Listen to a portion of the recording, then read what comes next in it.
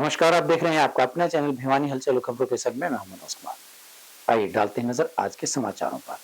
शहर में दूषित पेयजल की सप्लाई के चलते अधिक लोग बीमारियों का शिकार हो रहे हैं। अब तो स्वास्थ्य विभाग भी यह बात मान चुका है। इस बारे में स्वास्थ्य विभाग के सीएमओ डॉक्टर रघुवीर सांडिल्य ने बताया कि 4,563 सैंपल्स में से 700 सैंपल्स पास नहीं हो पाए, जिसकी सूचना संबंधित विभाग को दी जा चुकी है। VO1 आपको बता दें कि स्वास्थ्य विभाग भी यह मान चुका है कि इन दिनों लोगों के बीमार होने का कारण दूषित पेयजल है तथा उन्होंने इस ओर सकारात्मक कदम उठाने की मांग हेतु प्रशासन को पत्र लिखा है। भिवानी स्वास्थ्य विभाग के सीएमओ डॉक्टर रघुवीर सांडिल्य ने बताया कि अभी तक करीब 4,563 पानी के सैंपल्स भरे गए थे, जिनमें से 700 पानी के सैंपल फेल हो चुके हैं। वहीं शहर में सप्लाई करने वाले क्षेत्र आरओ सेंटर सप्लाई में से 4 के सैंपल फेल आए हैं। इसके लिए जन स्वास्थ्य विभाग को अवगत करवा दिया गया है और आरओ सेंटर्स को नोटिस जारी किया गया है। हमने जनवरी से लेकर के अभी तक जितने भी सैंपल चेक किए हैं उनमें 20% के लगभग पानी के फेल आए हैं, जिसकी सूचना हम समय समय पर उपायुक्त महोदय के द्वारा पब्लिक हेल्थ को दी जाती है। लेकिन आने वाले 15-20 दिन में इनकी संख्या और बढ़ गई है, जिसकी वजह से वाटर बोर्न डिजीज है, उल्टी दस्त है, पीलिया है, मोतीजारा है, इनके मरीजों की संख्या हमारे प्राइवेट अस्पताल में और हमारे सरकारी अस्पताल में ज़्यादा 4 से 5 गुनी बढ़ गई है। तो हमने कल यही पत्र लिखा है कि एपिडेमिक से बचने के लिए पब्लिक हेल्थ इसमें इंटरफेयर करे और पानी की जो क्वालिटी है वो सुधारे। जब तक पानी की क्वालिटी नहीं सुधरती तब तक मैं आम जनता से प्रार्थना करता हूं कि पानी जो ख़राब आता है उसको आप उबालें, ठंडा करें और एक घड़े में 1 क्लोरीन की टैबलेट डाल करके उसका पानी का सेवन करें, ताकि वाटर बोर्न डिजीज से बचा जा सके। हम जो फिल्टर का या जो आरओ जो है उसका जो प्रयोग करते हैं, उसका पानी पीते हैं, उसमें वायरस होते हैं और सीस्ट होते हैं, उसको फिल्टर नहीं कर पाती है। तो पानी का जो उबालना है वो बहुत ज़रूरी होती है। पब्लिक हेल्थ में जो हमारे जो फिल्टर हैं, स्लो सैंड फिल्टर हैं, वो 70-80% लगभग ख़राब पड़े हैं।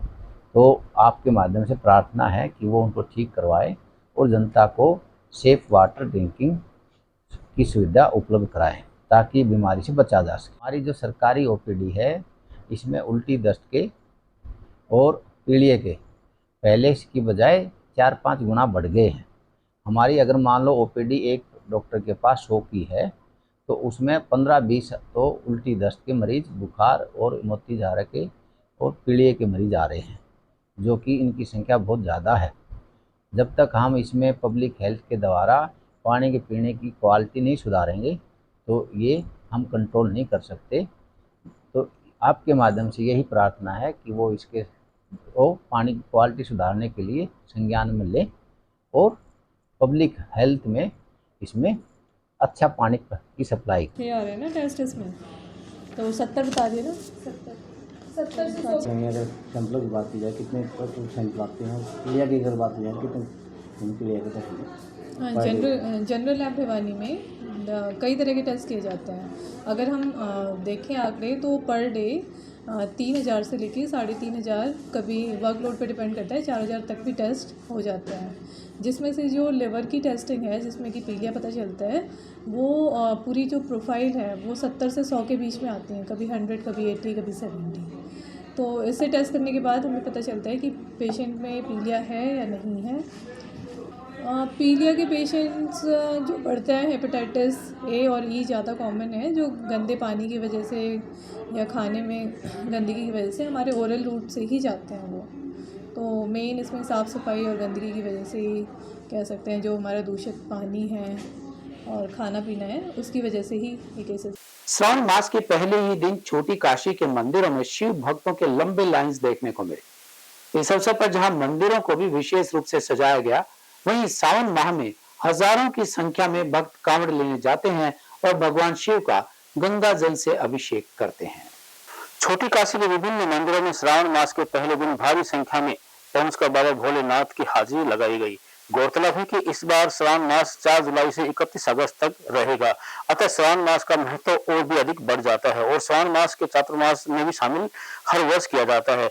वहीं इस अवसर पर महिलाओं ने विश्व शांति के लिए भोले बाबा के सम्मान में गीत गाकर उन्हें याद किया। वहीं इस अवसर पर जोगीवाला बाबा मंदिर में फूलों व रंग बिरंगी लाइट से उसके साथ सजाया गया है, जिसकी छटा देखते ही बनती है। वहीं महिलाओं का कहना है कि सावन मास 2 महीनों के दौरान भोले बाबा की हाजिरी लगाकर विश्व शांति की कामना वो करेंगे और रोजाना मंदिर प्रांगण में भजन व गीतों का आयोजन उनके द्वारा किया जाएगा। मेरा नाम पंकज गोयल है और आज बड़ा सुनहरा मौका है। सावन का पहला दिन, सावन की स्टार्ट एकम, और अब की बार तो और भी बहुत अच्छा मौका है कि 2 सावन एक साथ आ रहे ही हैं कि बधा महीना है।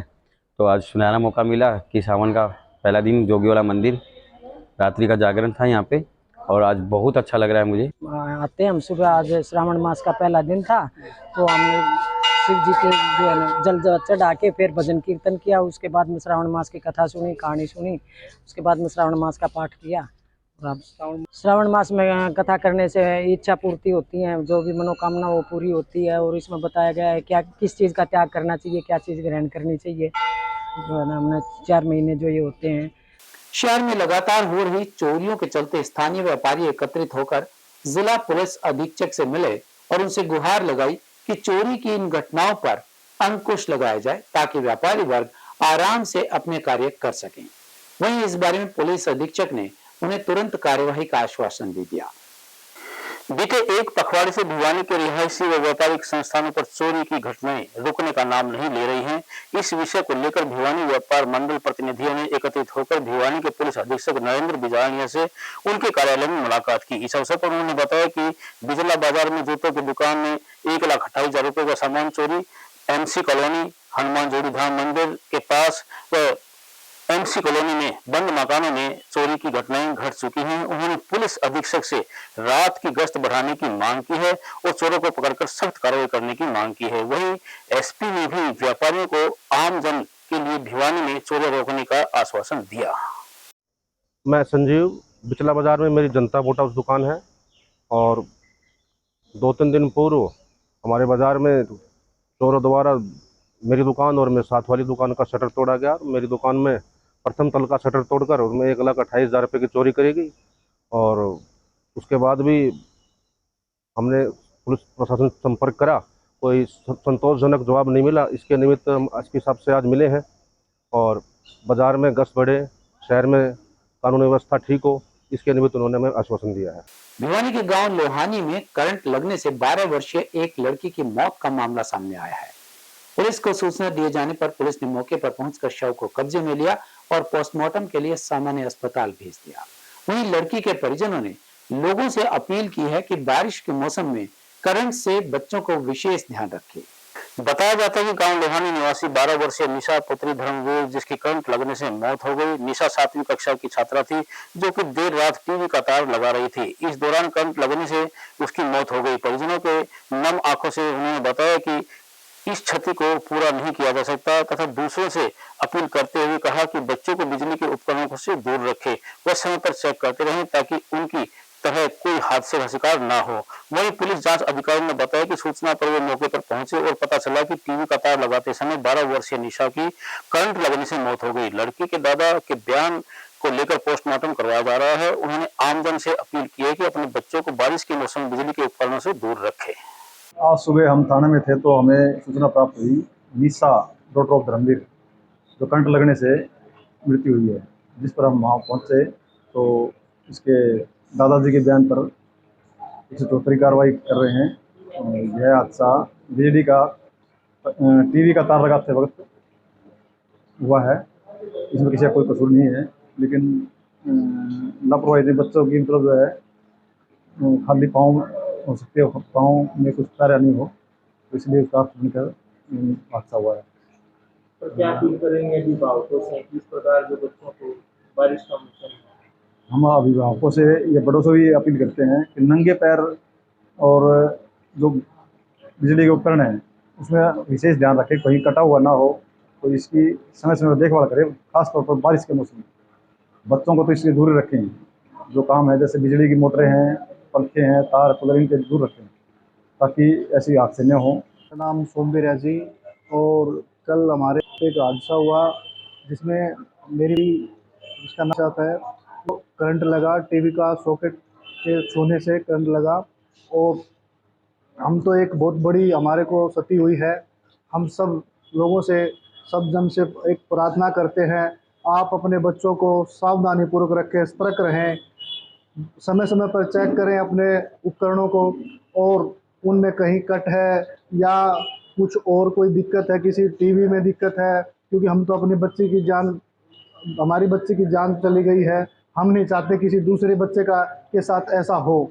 भविष्य में ध्यान रखें। सभी अभिभावकों से मेरी ये प्रार्थना है, बच्चों का समय समय पर ध्यान रखें। अब बारिश का मौसम है, इस वजह से भी हम सबसे अपील करेंगे कि आप अपने बच्चों को चप्पल पहना के रखें, कहीं जो इलेक्ट्रिक उपकरण होते हैं उनके पास न जाने दें। आप स्वयं ख्याल रखें, आप कहीं पे इलेक्ट्रिक का कोई सामान तो खुद उसको ऑफ ऑन करें और बच्चों को उचित दूरी पर रखें। तो मैं फिर एक अपील करूंगा कि हम अपनी बच्ची खो चुके हैं, ये हादसा आपके साथ ना हो, आपके बच्चे के साथ ना हो, तो कृपया इस पे आप सतर्क रहें, सावधान रहें। पावन पर्व गुरु पूर्णिमा के अवसर पर नगर के सिद्ध पीठ जोगीवाला शिव मंदिर में विशाल भजन संध्या का आयोजन किया गया। इस अवसर पर महंत वेदनाथ महाराज ने जहां गुरु के महत्व पर प्रकाश डाला, वहीं छोटी काशी व बाहर से आए हुए गायकों ने भजनों से भक्तों को मंत्र मुग्ध किए रखा।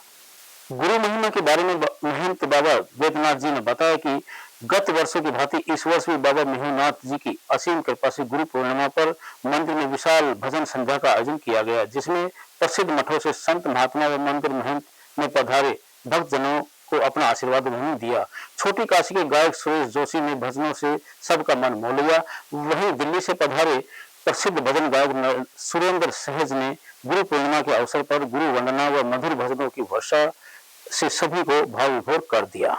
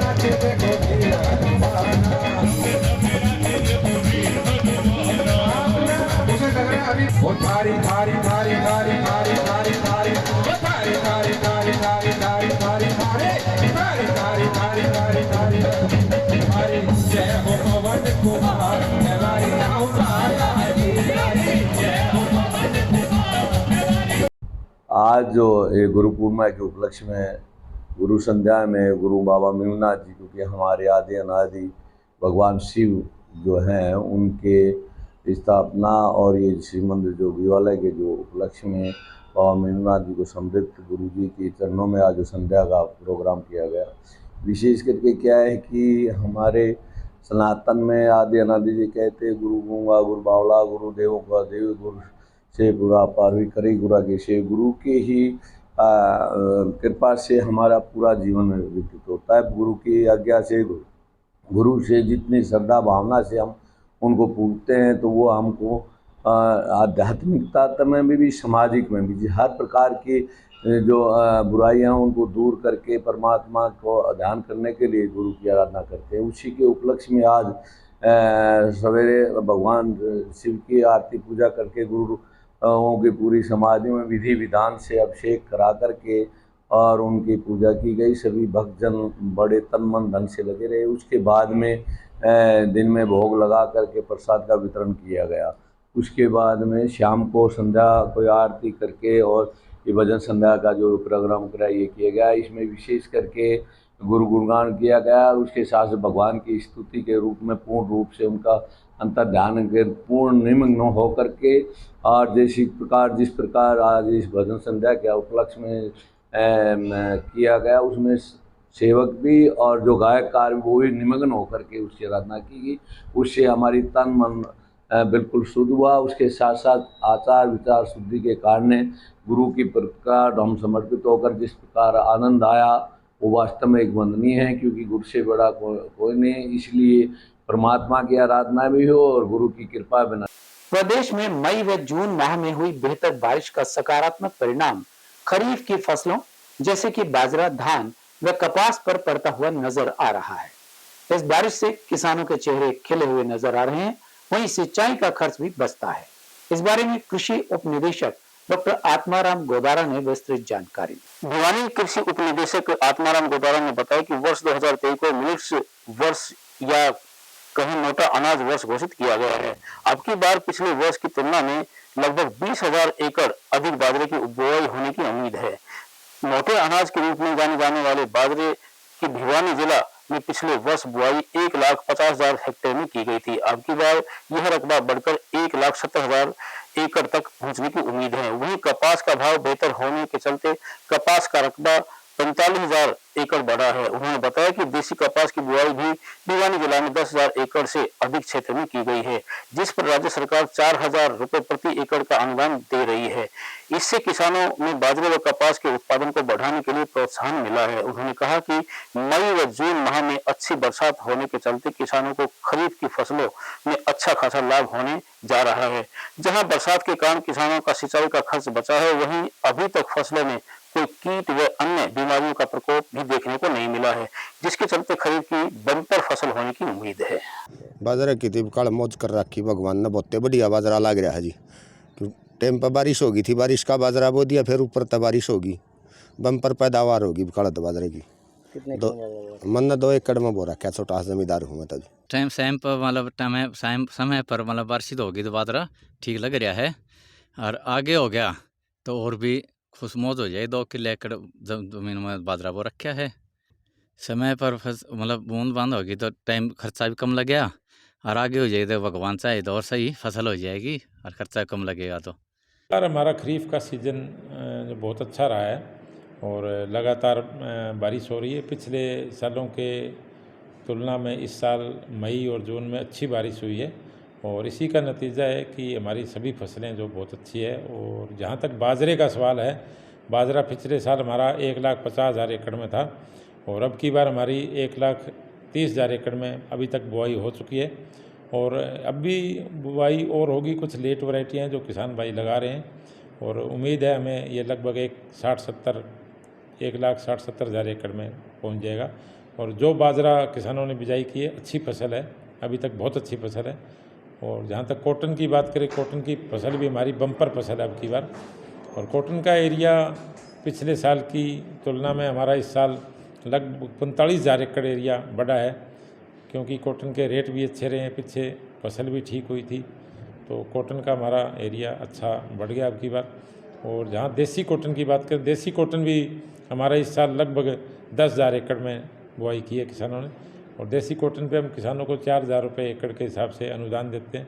जो भी किसान भाई देसी कॉटन लगाएगा उसको 4,000 रुपये एकड़ का प्रोत्साहन राशि उसके खाते में डाल दी जाए। हमारे इस समय बस इतना। अगले के लिए देखते रहेगा आपका अपना चैनल भिवानी हलचल।